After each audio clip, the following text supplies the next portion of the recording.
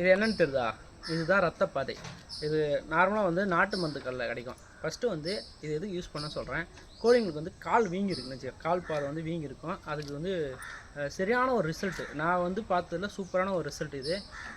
இது வந்து நாட்டு மருந்துகளில் ரத்தப்பதைன்னு கேட்டால் தருவாங்க. இதை வந்து எப்படி யூஸ் பண்ணணும்னு சொல்கிறேன். அதுக்கு முன்னாடி தினமும் ஒரு மருத்துவம் ஈசிஆர்எஸ்எல் 360. நான் உங்கள் ஜபு. நம்ம இதுக்கு முன்னாடி ஃபாலோ பண்ணலாம், மறக்காமல் ஃபாலோ பண்ணிங்க. வீடியோக்கு லைக் போட்டுருங்க. சரி, ஓகே. ரத்தப்பாதை ஒரு கப்பில் வந்து சுடு தண்ணி எடுத்துக்கிட்டு இந்த கவர் லைட்டாக கிழிச்சிட்டு அப்படியே உள்ளே விட்டு நல்லா கொதிக்க வச்சுடுங்க. கொதிக்க வச்சு நல்லா ட்ரை ஆனதுக்கப்புறம் தேன் மாரி கட்டியாக தேன் ஆகும்ல, அந்த மாதிரி ஆனதுக்கப்புறம் அதை அப்படியே கையில் வந்து மிதமான சூட்டு எடுத்து எந்த கால் வீங்கி இருக்கோ, கால் பாதை வீங்கி இருக்கோ அந்த இடத்துல ஃபுல்லாக தேய்ச்சிடுங்க.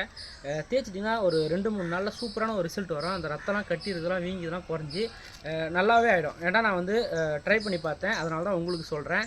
நான் வந்து ட்ரை பண்ணி பார்க்காம எதுவுமே நான் சொல்ல மாட்டேன். இதுக்கு ஒரு வீடியோ ஒன்று வச்சுருக்கேன். நான் ஃபுல் வீடியோ வந்து அது ஃபுல்லாக ரிசல்ட் ஆனதுக்கப்புறம் போடுறேன். ஒரு 80% ரிசல்ட் ஆகிடுச்சு. இன்னும் 20% ரிசல்ட் ஆனதுக்கப்புறம் நான் வந்து வீடியோ போடுறேன். இது வந்து யாருமே இது வரைக்கும் யூஸ் பண்ணலாம், மறக்காமல் கமெண்டில் சொல்லுங்கள். ஈசிஆர்எஸ்எல் 360 ஃபாலோ பண்ணிங்க. பாய்.